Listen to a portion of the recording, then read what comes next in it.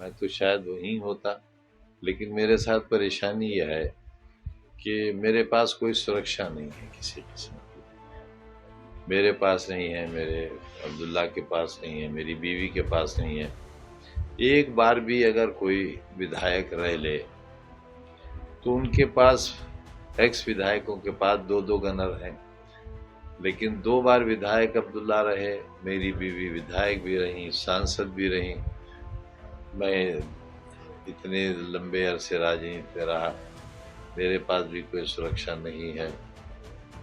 और अपराधियों के पास सेंट्रल गवर्नमेंट के कमांडोज हैं, समाज में नफरत फैलाने वालों और जिनके परिवारों के इतिहास शर्मसार करने वाले हों।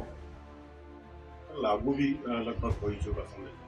किस तरह की तैयारियां रहेंगी और कैसा क्या मानते हैं उसको आप, ऐसा जबकि जो आयोग है उसका ये कहना है कि बिहार में सफलता हासिल की, जबकि बिहार से बहुत खबरें हैं। अब जो संवैधानिक बाध्यताएं हैं वो तो पूरी होनी चाहिए, लेकिन संविधान का लिहाज रहना चाहिए।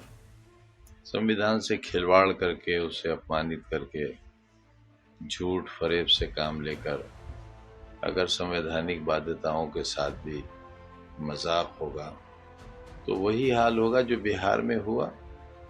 कहने को कुछ भी कहते रहें, लेकिन बिहार के लोग तो जानते ही हैं कि सच्चाई क्या है, और पूरा देश भी जानता है। और इसे दिखाने में खुद राहुल गांधी साहब ने जो पहल की है, उसके बाद इलेक्शन कमीशन ने अपने रवैये को थोड़ा सा तो बदला है, लेकिन पूरे तौर पर कब बदलेंगे इसका इंतज़ार हमें भी है। अब इस प्रोसेस की मुखालिफत तो वहाँ भी नहीं थी, सिर्फ इतना कहना था कि टाइमिंग सही नहीं है, वक्त सही नहीं है।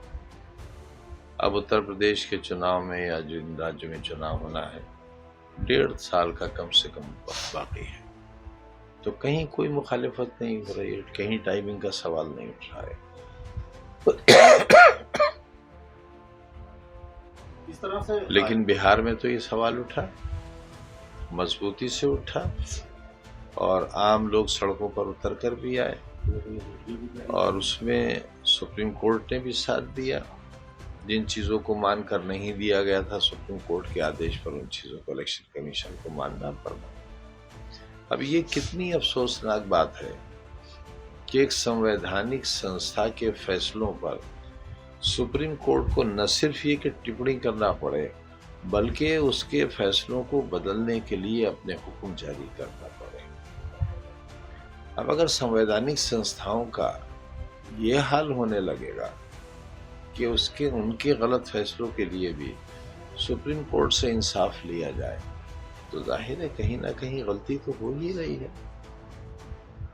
जिस तरह से आयोग के काम की आपने भी कई बार देखा है, इलेक्शन में जिस तरह से रहा है, सवाल बहुत सारे होते हैं। चुनाव भी जिस तरह से ये SIR को अन्य राज्यों के आगे से अभी चुनाव में काफी देरी है, बिहार में 70 लाख के करीब 65 लाख से ज्यादा वोटों की फर्क आया था, जो बताया जिसको राहुल गांधी और अन्य नेताओं ने विरोध किया था।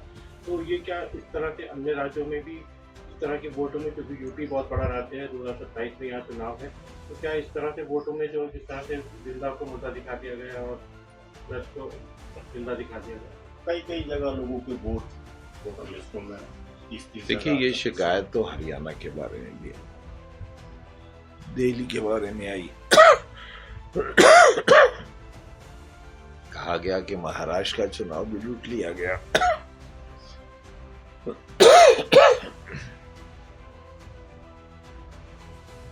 और यूपी का हाल तो इतना बेहाल है कि हम तो अब इलेक्टोरल सिस्टम पर ही भरोसा नहीं कर रहे। जहां तमंचा लेकर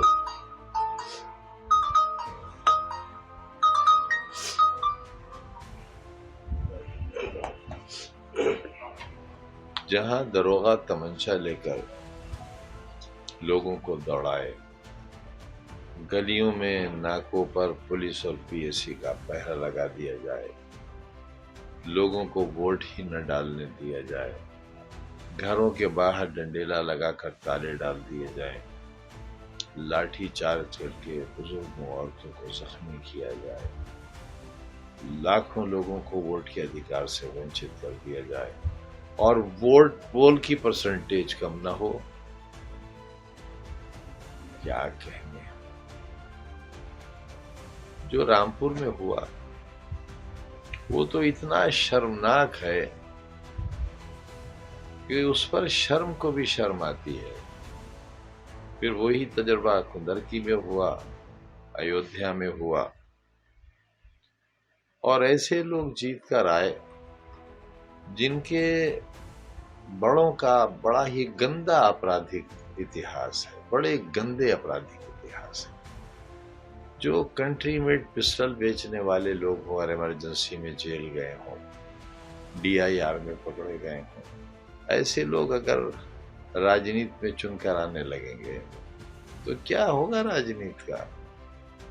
ठीक है, हमने बकरी चुरवाई, मुर्गी चुरवाई, लेकिन देसी तमंचे तो नहीं बेचे,